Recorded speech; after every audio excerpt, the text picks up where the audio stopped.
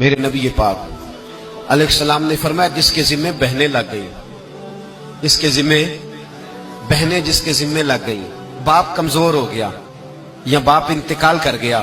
جس کے ذمے بہنوں کی ڈیوٹی لگ گئی، محبوب فرمانے لگے اس نے 3 بہنوں کی اچھی پرورش کی، اچھا ادب سکھایا اور عزت کے ساتھ رخصت کر دیا، یا 2 بہنیں اس کے ذمے لگی، اس نے آداب سکھائے، یہ ابو داؤد شریف ہے، ابن ماجہ ہے،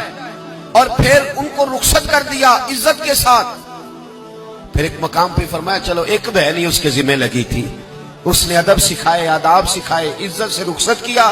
حضور کیا ملے گا؟ فرمایا باقی نیکیوں والوں کو ثواب ملے گا، جو بہنوں کا بوجھ اٹھائے گا جس طرح میری 2 انگلیاں جڑی ہوئی ہیں اس طرح میرے ساتھ جڑ کے جنت میں داخل ہو جائے گا۔ ابھی اس حق کا تعین کس نے کیا؟ نبی پاک صلی اللہ علیہ وسلم۔ اب اگر کہیں یہ کہا جائے کہ بس بھائی صحیح ہو گیا، تمہارا کیا کام ہے، تمہاری کوئی ذمہ داری ہے، تم نے کوئی ٹھیکہ اٹھایا ہوا ہے، تم کوئی زیادہ سیانے ہو، تم کوئی زیادہ سمجھدار ہو، تو اسے کہا جائے گا ذرا ٹھہر جا، اس طرح کی بات نہ کر، یہ وہ حق ہے جو میرے مصطفیٰ نے بیان فرمایا ہے۔ جہاں بیوی کے حقوق بیان فرمائے وہاں میرے نبی پاک نے بہن کے حقوق بھی بیان فرمائے۔ دیکھیے نا، جناب ام ہانی حضرت علی کی سگی ہمشیرہ تھی، نبی پاک صلی اللہ علیہ وسلم کی چچا زاد بہن تھی، پر اللہ کے رسول ہمیشہ انہیں تحفے بھیجا کرتے، ان سے محبت فرماتے، ان کے بچوں کے ساتھ پیار کرتے۔ فرمایا علی کی بہن نہیں، یہ میری بھی بہن ہے۔ کیا لوگوں کو تاریخ کی وہ بات یاد نہیں؟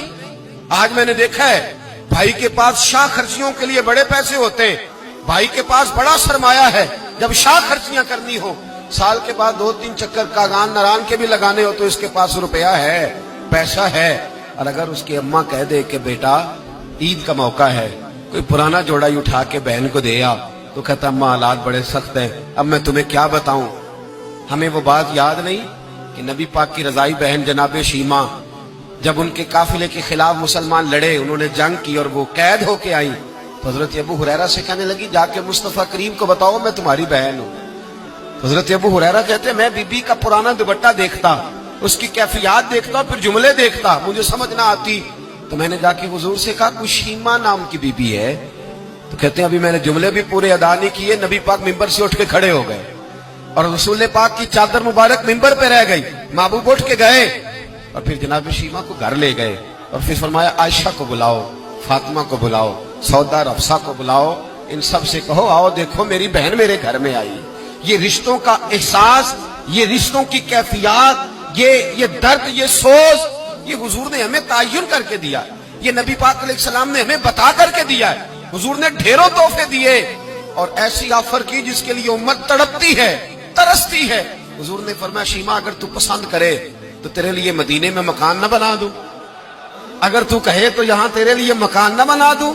جہاں 70,000 فرشتے روز سلامی دینے آتے۔